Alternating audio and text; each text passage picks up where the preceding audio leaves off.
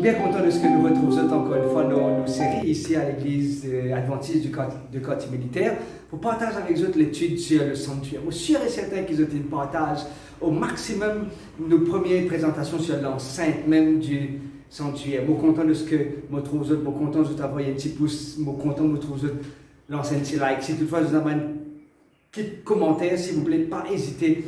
Écrivez si toutefois vous avez une question, surtout pas hésiter et dans l'équipe à la technique qui peut prendre une question en considération. Et si toutefois vous avez aussi une demande pour plus de détails, s'il vous plaît, pas hésiter, nous là pour servir sur cette page. Nous sommes capables aussi de suivre nous sur Facebook ou bien suivre nous aussi sur YouTube. Qui nous trouvait jusqu'à maintenant, nous s'y trouvait dans nos premières présentations, dans l'étude 1, nous y trouvons l'enceinte. Colonne représente quelqu'un qui deboute sur la vérité, qui est enveloppé par les œuvres du Christ, la justice du Christ. Et par la suite, il est posé sur quoi? Posé sur la base, qui est la base des reins, pour que les reins pas enfoncent dans la terre, mais qui au contraire, ils restent toujours là, solides à la surface. Donc, à suivre cela dans Exode, le chapitre 30, les versets 17 à 21, où pour gagner plus de détails, une précision que Dieu donne à Moïse. Et ici,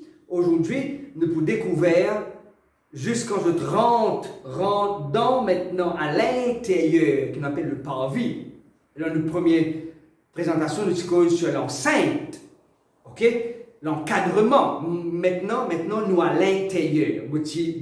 Dans l'introduction, qui fait dans le sanctuaire, il y a un seul apôtre, qui fait de l'apôtre, qui fait trois l'apôtre. La plupart de gens qui sont ingénieurs dans la construction, je peux tout le temps dire, il y a quand même dans une case, dans une construction, il y a au moins deux apôtres. Un apôtre pour rentrer, sortir, et un apôtre qu'on va appeler, je suis content qu'ils ont écrit un apôtre de secours, un exit door.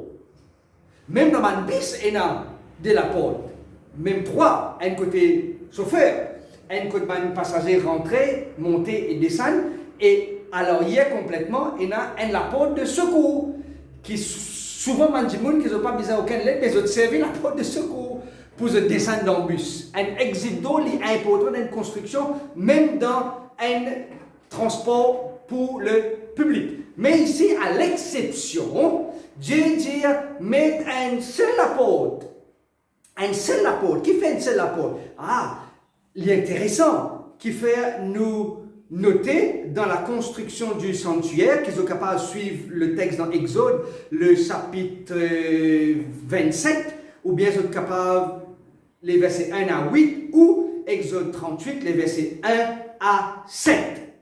Quand on peut cause maintenant de l'autel des sacrifices. Mais ça, c'est un petit bonus qui m'a envie de partager avec vous. Un seul apôtre, quand je remarquais aussi dans la construction de l'arche, qui trouve dans Genèse au chapitre 6, bon Dieu dit à Noé, maintenant c'est pas Moïse, mais c'est Noé, de construire une arche, faire de telle grandeur, de telle largeur, de telle hauteur.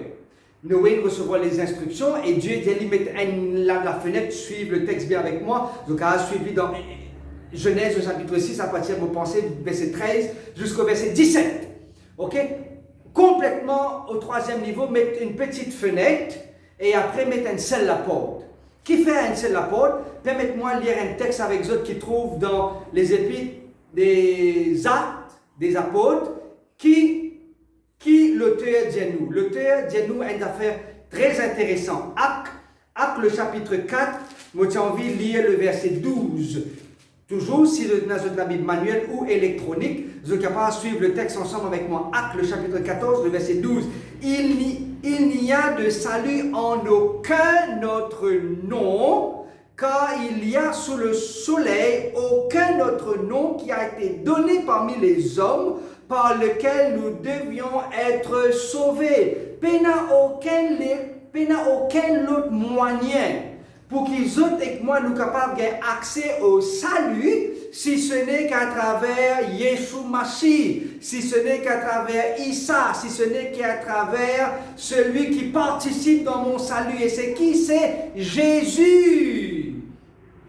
Dieu dit à Moïse maintenant, nous retournons dans le sanctuaire, mets un seul apôtre, parce qu'il y a un seul apôtre qui m'a dit bien passé pour gagner le salut. Dans l'évangile selon Saint Jean, le chapitre 10, Jésus dit, je suis l'apôtre. Et tous ceux et celles qui passent par cette porte gagnent accès au salut en Jésus-Christ. Plus moi étudier le sanctuaire, plus moi découvert une affaire, chers amis internautes, chers youtubeurs, c'est qui m'a découvert davantage Jésus-Christ. Amen? Yes! Moi découvert Jésus-Christ. Et quand on connaît Jésus, mon vie continue à marcher avec lui. Quand on connaît Jésus, mon vie continue à cheminer avec lui. Quand on connaît Jésus, mon vie abandonne-moi encore et encore et encore à sa volonté. Nous rentrons maintenant dans le sujet d'aujourd'hui qui est l'autel des sacrifices.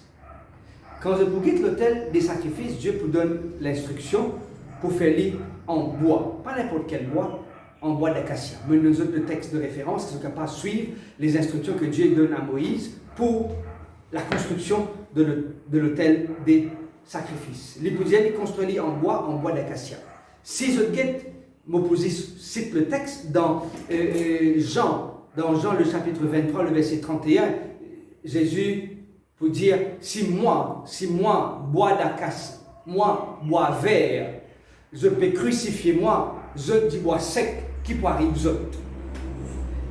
Dans le livre de Daniel, le chapitre 4, le verset 19, arrive un moment que le roi Nebuchadnezzar pour faire un rêve, et il trouve le bois. Et ce bois était qui? Était représenté par Nebuchadnezzar lui-même. Nous trouvons, plus nous lisons un texte de la Bible, nous trouvons que le bois représente l'homme, l'humanité.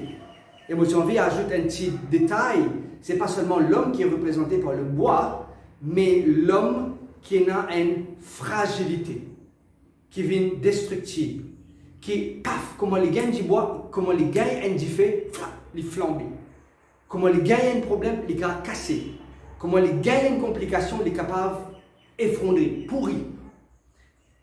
L'autel est construit avec le bois d'acacia qui représente la fragilité de l'homme. Mais Dieu dit, l'homme, c'est vrai, il est fragile. Il y a ça dans nos premières études. Mettez une couche d'airain. Mettez une couche d'airain, une couche de bronze autour de ce bois. Et le bronze, maintenant, qui peut résister à quoi? À la température. Parce que sur l'autel des sacrifices, il disait brûle l'holocauste, brûle l'agneau, brûle le mouton, brûle le pigeon. Et imaginez-vous, est-ce que je peux brûler quelque chose, l'on dit bois. Il est automatique que la chose, l'holocauste, le sacrifice que je mettais, certes, il pouvait être brûlé, mais aussi le bois de l'autel peut être brûlé. Mais Dieu dit non, l'homme est fragile, il a accès avec le feu, il peut brûler. Mais nous couvrons avec une couche d'airain. Pour ceux qui sont avec nous dans nos premières lectures, l'airain représente le ministère de Jésus sur terre. Encore une fois, c'est Jésus qui encaisse la chaleur pour préserver la fragilité de l'homme. Et le texte permet-moi de comprendre que Christ, dans ce ministère, il met un symbole à la croix, pour qu'il jette avec moi, nous capables d'être sauvés. Le Christ, c'est celui qui nous fait lui-même en sacrifice. Le Christ, c'est lui-même qui passe par cette porte, qui quitte le ciel pour venir sur terre, pour dire moi, oh non, mon ami, mon corps capable de toi, mon corps capable de soutenir toi. Toi qui peux connecter avec nous aujourd'hui, l'autel des sacrifices pousse-moi à comprendre que Christ il renonce tout pour lui donner sur la vie pour moi. L'autel des sacrifices interpelle-moi, mon capable engage-moi davantage à une marche étroite avec Jésus-Christ. Mon capable de l'intimité avec lui, mon capable de cheminer avec lui, tisse une relation solide, intense et authentique. Pour que la marche vienne la marche réelle. Beaucoup de monde acceptent Christ, mais très peu de personnes marchent avec Christ. Oui, beaucoup de monde croient dans Christ. Oui, Christ est capable de sauver moi, Christ est capable de guérir moi, mais très peu qui prend l'engagement pour marcher avec lui et pour t'abandonner sans réserve à Christ. L'autel des sacrifices, permettez-moi de comprendre que Christ c'est qui tout pour venir offrir sa vie pour moi. L'autel des sacrifices, permettez-moi de comprendre que Christ a souffert. Oui, il porte une couronne d'épines pour qu'il porte une couronne dorée. Christ a fait flagellé pour qu'il soit capable d'être libéré. Christ a fait maltraité pour qu'il soit capable d'être bien traité. Christ a souffert pour qu'il soit capable de participer à la victoire. Je souhaite que nous sommes capables de continuer l'étude ensemble avec vous sur sa plateforme là, pour que nous gagnons encore davantage l'information sur le sanctuaire. Encore une fois, en conclusion, l'enceinte du parvis, rappelle-moi Jésus. L'autel des sacrifices, rappelle-moi encore Jésus. Reste connecté avec nous dans la troisième présentation. Nous vous cause quelque chose de très important. Si tu as apprécié, si tu as senti qu'il m'a dit une bénédiction dans cette étude-là, partage-les avec ton contact pour qu'il y ait aussi les capables d'être bénis. Vous donne-toi rendez-vous pour la prochaine vidéo qui vont dire bénis-toi. Au revoir. Bye bye.